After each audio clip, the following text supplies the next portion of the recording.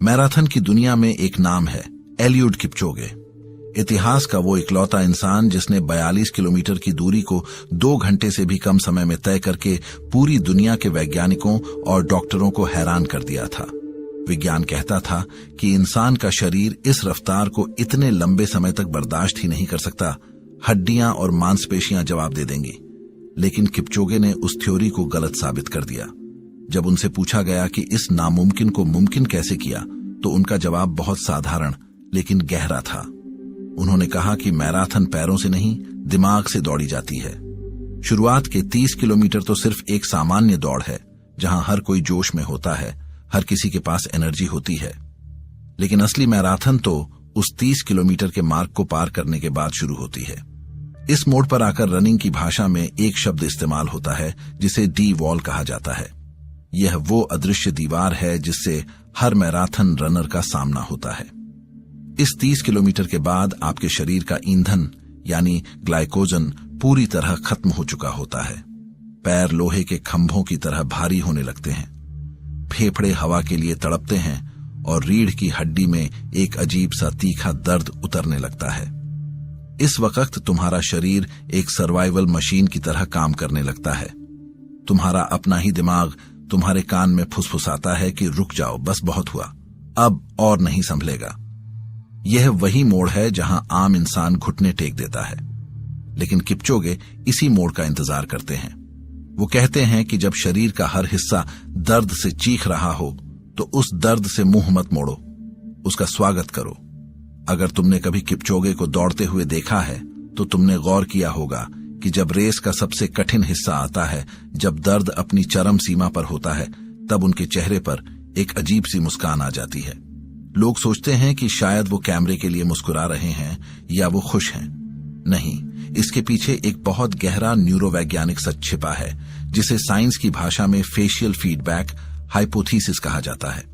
Research बताती है कि जब हमारा शरीर बहुत गहरे तनाव या दर्द में होता है तो हमारी भौहें सिकुड़ जाती हैं, दांत भींच जाते हैं और चेहरा गुस्से या तकलीफ से भर जाता है। जब आप ऐसा करते हैं तो आपका चेहरा दिमाग को एक सिग्नल भेजता है कि हम बहुत बड़ी मुसीबत में हैं, हम खतरे में हैं। यह सिग्नल मिलते ही दिमाग स्ट्रेस हार्मोन रिलीज करता है, जिससे दिल की धड़कन और बढ़ जाती है और थकान का एहसास कई गुना ज्यादा होने लगता है। किपचोगे इस न्यूरोबायोलॉजी को बहुत अच्छे से समझते हैं। वो जानबूझकर उस दर्द के बीच में मुस्कुराते हैं। जब वो मुस्कुराते हैं तो उनका चेहरा दिमाग को धोखा दे देता है। दिमाग को लगता है कि अगर यह इंसान मुस्कुरा रहा है तो इसका मतलब है कि सब कुछ नियंत्रण में है, कोई खतरा नहीं है। नतीजतन नर्वस सिस्टम थोड़ा शांत हो जाता है, मांसपेशियों का तनाव कम हो जाता है और ऑक्सीजन का इस्तेमाल करने की शारीरिक क्षमता लगभग 3% तक बेहतर हो जाती है। एक ऐसी रेस में जहां जीत और हार का फैसला कुछ सेकंड्स में होता है, वहां यह 3% का अंतर सब कुछ बदल कर रख देता है। इसे अपनी जिंदगी के कैनवास पर रख कर देखो। जब तुम्हारी लाइफ में वो 30 किलोमीटर वाला मोड़ आता है, जब करियर का दबाव, रिश्तों की उलझने या अकेलेपन का दर्द तुम्हें चारों तरफ से घेर लेता है, तब तुम्हारा चेहरा कैसा होता है? तुम शिकायत करने लगते हो, तुम्हारी भौहें सिकुड़ जाती हैं और तुम उस मानसिक दर्द से दूर भागने के लिए बहानों की तलाश करने लगते हो। तुम सोचते हो कि यह दर्द कब खत्म होगा, लेकिन सच तो यह है कि दर्द कभी खत्म नहीं होता, बस उसका रूप बदल जाता है। एलियूड किपचोगे कहते हैं कि दर्द इस बात का सबूत है कि तुम जिंदा हो। दर्द इस बात का गवाह है कि तुम अपनी पुरानी सीमाओं को तोड़कर एक नए इंसान में बदल रहे हो। अगर तुम उस दर्द को गले लगाना नहीं सीखोगे तो तुम कभी उस दीवार के पार नहीं जा पाओगे। जब तुम अपने जीवन की किसी बड़ी मुश्किल से गुजर रहे होते हो तो तुम्हारा दिमाग तुम पर राज करने की कोशिश करता है। वो तुम्हें आराम की तरफ खींचता है, वो तुम्हें उन रास्तों पर ले जाता है जहां कोई चुनौती न हो। लेकिन याद रखना, अगर तुम अपने दिमाग के गुलाम बन गए तो तुम कभी आजाद नहीं हो पाओगे। किपचोगे का एक बहुत मशहूर वाक्य है कि केवल अनुशासित लोग ही इस दुनिया में वास्तव में स्वतंत्र हैं। जो अनुशासित नहीं हैं, वे अपने मूड के गुलाम हैं, वे अपनी भावनाओं के गुलाम हैं। जब मन किया तो काम किया, जब मन नहीं किया तो छोड़ दिया। यह एक गुलाम की निशानी है। एक विजेता वो होता है जो यह तय करता है कि भले ही आज मेरा पूरा शरीर और मेरा मन मुझसे कह रहा है कि रुक जाओ, लेकिन मैं अपनी चुनी हुई दिशा में एक कदम और आगे बढ़ाऊंगा। जरा सोचो, उस आखिरी के 12 किलोमीटर में किपचोगे का दिमाग उनसे क्या क्या नहीं कहता होगा। लेकिन वो अपने विचारों के पैसेंजर नहीं बनते, वो खुद अपने दिमाग के कोच बन जाते हैं। वो अपने ध्यान को उस बड़े और डराने वाले लक्ष्य से हटाकर बिल्कुल छोटे छोटे टुकड़ों में बांट देते हैं। स्पोर्ट्स साइकोलॉजी में इसे चंकिंग कहा जाता है। जब दर्द बहुत ज्यादा हो तो यह मत सोचो कि अभी 5 साल और संघर्ष करना है या अभी 10 किलोमीटर और दौड़ना है। बस यह सोचो कि मुझे अगला एक कदम सही उठाना है, मुझे अगले 5 मिनट इस दर्द के साथ खड़े रहना है। जब तुम अपने लक्ष्य को इतना छोटा कर देते हो तो दिमाग का वो डर जो तुम्हें रोकने की कोशिश कर रहा था अपने आप शांत हो जाता है। ये पूरी लड़ाई इस बात की नहीं है कि तुम्हारे पास कितनी सहूलियतें हैं या तुम्हारी किस्मत कितनी अच्छी है। यह लड़ाई सिर्फ इस बात की है कि जब जिंदगी तुम्हें उस दर्द की दीवार के सामने लाकर खड़ा करेगी तो तुम वहां से यू टर्न लोगे या फिर अपने चेहरे पर एक शांत मुस्कान लाकर उस दीवार को चीरते हुए आगे निकल जाओगे। दर्द कोई दुश्मन नहीं है जिससे तुम्हें भागना है। दर्द तो वो तराशने वाला औजार है जो तुम्हें एक साधारण पत्थर से एक नायाब मूर्ति में बदल रहा है। अगली बार जब जिंदगी में तकलीफ का वो दौर आए जहां सब कुछ खत्म होता हुआ लगे तो रुकना मत। एक गहरी सांस लेना, अपने चेहरे पर एक हल्की सी मुस्कान लाना और अपने दिमाग को साफ लफ्जों में बता देना कि आज रिमोट कंट्रोल तुम्हारे हाथ में नहीं, मेरे हाथ में है। तुमने कभी सोचा है कि जब हम किसी बेहद मुश्किल दौर से गुजर रहे होते हैं तो हमारा सबसे बड़ा दुश्मन कौन होता है? वो बाहर की दुनिया नहीं होती, वो कोई दूसरा इंसान नहीं होता, बल्कि वो हमारे अपने ही दिमाग के अंदर उठने वाला एक शोर होता है।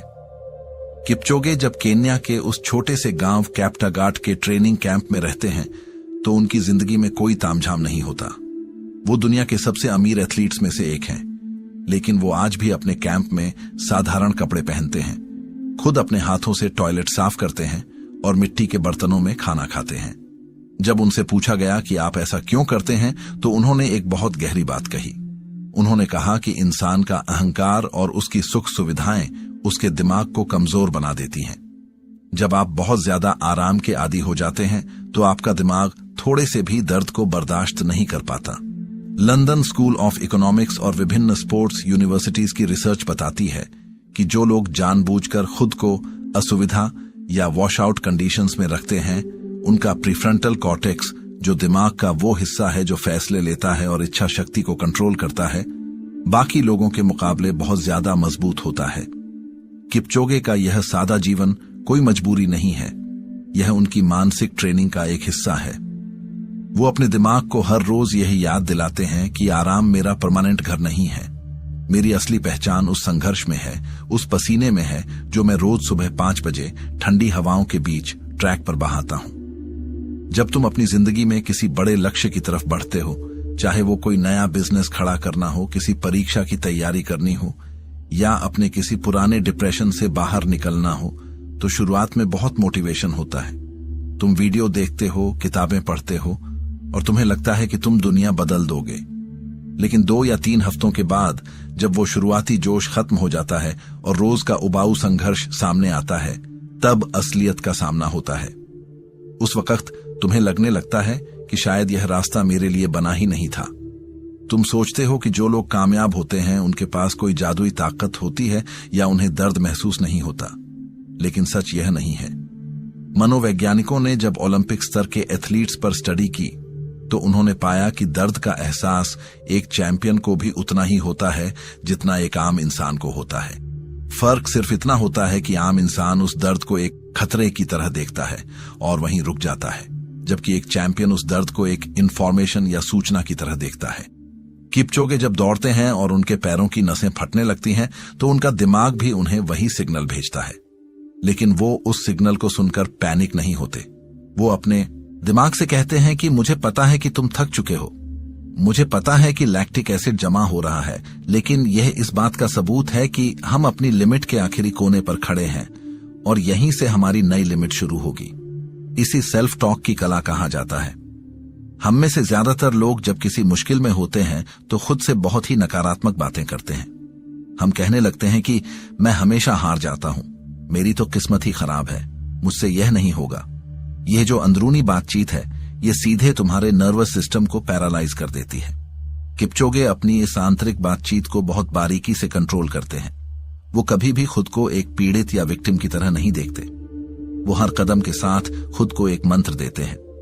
वो खुद से कहते हैं कि मेरा शरीर मजबूत है, मेरा दिमाग शांत है और यह रास्ता मैंने खुद चुना है। जब तुम किसी दर्द को खुद चुनते हो तो वो दर्द तुम्हें प्रताड़ित नहीं करता, बल्कि वो तुम्हें ताकत देता है।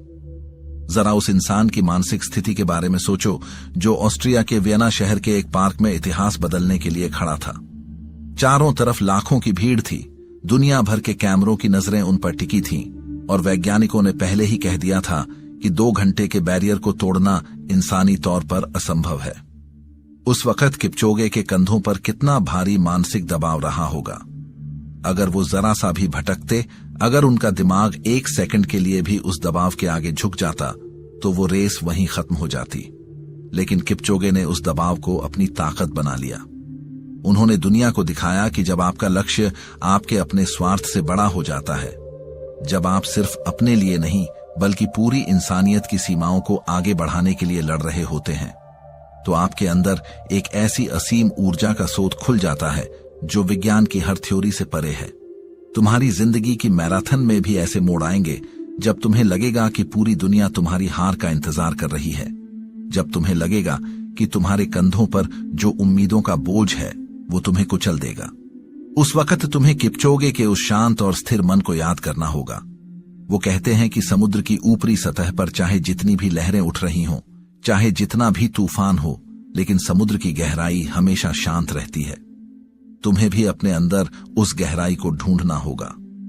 बाहर चाहे जितना भी शोर हो, लोग चाहे जो भी कह रहे हों, तुम्हारी परिस्थितियां चाहे जितनी भी विपरीत हों, लेकिन तुम्हारे अंदर एक ऐसा कोना होना चाहिए जो बिल्कुल अछूता हो, जहां सिर्फ तुम्हारी इच्छा शक्ति और तुम्हारा अटूट विश्वास रहता हो।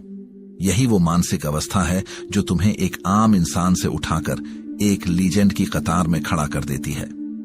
जब एलियड किपचोगे ने उस सुबह 1 घंटे 39 मिनट और 40 सेकंड में फिनिश लाइन को पार किया, तो उन्होंने सिर्फ एक वर्ल्ड रिकॉर्ड नहीं तोड़ा था, बल्कि उन्होंने हर उस इंसान के दिमाग में लगी अदृश्य बेड़ियों को हमेशा के लिए तोड़ दिया था, जो यह सोचकर बैठ जाता है कि मुझसे नहीं होगा। रेस पूरी करने के बाद उन्होंने जो शब्द कहे थे वो आज भी दुनिया के कोने कोने में गूंजते हैं। नो ह्यूमन इज लिमिटेड, यानी किसी भी इंसान की कोई सीमा नहीं है। तुम्हारी सीमाएं भी सिर्फ वहीं तक हैं जहां तक तुम्हारा दिमाग तुम्हें डराने में कामयाब हो जाता है।